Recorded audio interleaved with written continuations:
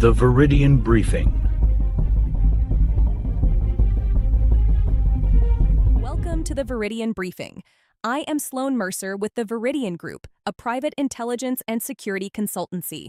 This is a special edition, and today I want to show you something. Not tell you, show you. On January 2nd, 2026, the Veridion Group published an intelligence assessment titled U.S. Agribusiness and Food Security Risk Outlook, 2026 to 2028. That assessment identified a specific vulnerability in the U.S. agricultural system. It named the mechanism that would activate that vulnerability. It flagged the exact timing window when the damage would be worst, and it assessed the probability. 57 days later, the United States and Israel struck Iran. The Strait of Hormuz effectively closed, and every single element of the scenario we modeled began materializing in real time. Today, I am going to walk you through exactly what we said, exactly what happened, where fertilizer prices and food costs are heading from here, and what this means for U.S. agriculture, because this is not a story about being lucky. This is a story about what structured predictive intelligence looks like when it works, and why the organizations that had this assessment on January 2nd were in a fundamentally different position on February 28th than the ones that did not. Let me start with what we wrote. I am going to quote directly from our published assessment. On January 2nd, our assessment stated, "Fertilizer import dependencies maintain structural vulnerability to geopolitical supply disruptions." It identified natural gas pricing as an ammonia production input as an additional cost transmission mechanism. It flagged potash import concentration and limited domestic production capacity as creating exposure to geopolitical supply disruptions or production facility outages. And it explicitly identified the spring application period, March through May 2026, as the critical vulnerability window where supply constraints generate maximum price impact and potential acreage planting decisions.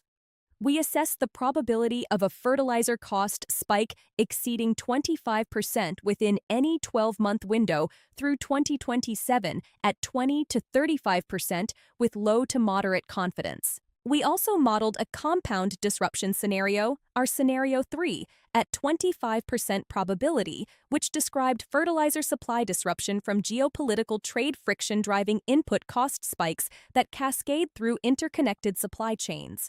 That was January 2nd. The war had not started. The Strait of Hormuz was open. Fertilizer was flowing normally. There were no headlines about agricultural crisis. We published that assessment based on structural vulnerability analysis, not prediction of a specific military event. Now let me tell you what happened. On February 28th, the United States and Israel launched strikes on Iran. Within days, shipping through the Strait of Hormuz effectively halted. That strait is the only sea passage connecting the Persian Gulf to the open ocean. 1/3 of all globally traded fertilizer passes through it, half of the world's traded urea, nearly 25% of global ammonia, close to 50% of all globally traded sulfur, and the strait closed during the exact spring application window we flagged. The price impact was immediate and severe. Urea prices at the Port of New Orleans spiked over 20% in just 2 weeks, exceeding $650 per ton. FOB granular urea in Egypt, the global bellwether for nitrogen fertilizers, jumped from $400 to $490 per metric ton to approximately $700, a surge of roughly 50%. Ammonia prices rose approximately 20%. Benchmark nitrogen costs at U.S. ports climbed nearly 30% within the first week. Our 25% threshold for a significant fertilizer cost spike was exceeded within days, not months. The geopolitical supply disruption mechanism we identified was the exact trigger, and it struck during the exact spring window we flagged as the maximum impact vulnerability period. Let me walk you through the transmission chain, because understanding how a strait closing thousands of miles away hits an American farmer's budget is central to understanding why this matters. The chain works like this. The Strait of Hormuz closes. Fertilizer exports from Saudi Arabia, Kuwait, Qatar, Iran, and the UAE are stranded. Unlike oil, which can trickle out through Saudi pipelines, Fertilizer has no alternative export route from the Gulf. Global supply tightens immediately. Prices on international markets spike. Even though most fertilizer used on U.S. farms is produced domestically, domestic production depends on natural gas as a feedstock. Natural gas prices have surged more than 50% since the war began because the same strait disruption affects global LNG flows. So American-made fertilizer gets more expensive too, even though it never touched the strait. Meanwhile, China restricted its own fertilizer exports to stockpile reserves, compounding the disruption. The result is a global squeeze from multiple directions simultaneously. This is exactly the cascading effect our Scenario 3 described. Stacked disruptions generating cascading price increases extending beyond directly affected commodity categories through substitution effects and processing capacity constraints. The human impact on American farmers is already severe. Illinois farmers cannot get suppliers to commit to nitrogen prices because the market is moving too fast for quotes. Indiana Farm Bureau reports farmers face an extra 30 to 40% in fertilizer costs, adding approximately $17,000 to $23,000 for a 1,000-acre operation. A Tennessee farmer expects to pay $100,000 more for fertilizer this season, a 40% increase over last year. 3 Indiana farmers have already quit. The USDA distributed over $7 billion in government assistance, with payments starting on February 28th, the same day the war began. As one Iowa farmer put it, the check barely hit the farm before it went out the door to the fertilizer dealer. Now, let me tell you where this is heading, because the crisis is not over. It is accelerating. The current picture is already restructuring American agriculture in real time. USDA projections suggest corn acreage will drop to roughly 93 million acres in 2026, a sharp decline from nearly 99 million acres planted in 2025. Farmers are shifting towards soybeans, which require significantly less nitrogen fertilizer. That shift is not a choice. It is an economic necessity driven by the fertilizer cost spike. When nitrogen-heavy corn becomes unprofitable at current input costs, farmers plant something else. At current prices, corn farmers are projected to lose over $200 per acre. The fertilizer-to-crop price ratio, which measures how many bushels it takes to cover fertilizer costs, has reached levels not seen since the 2022 crisis. Except this time, the squeeze is worse because crop prices are also depressed by the U.S.-China trade war, which closed off one of the largest export markets for American grain. Rabobank's farm inputs analyst has stated that fertilizer affordability will likely remain poor through most of 2026 and into the third and fourth quarters. Analysts see more roads leading to flat or higher prices than to lower ones. The structural problem is that relief requires either the Strait of Hormuz reopening to commercial traffic or alternative global supply sources coming online at sufficient scale, neither of which is likely in the near term. The downstream effects are beginning.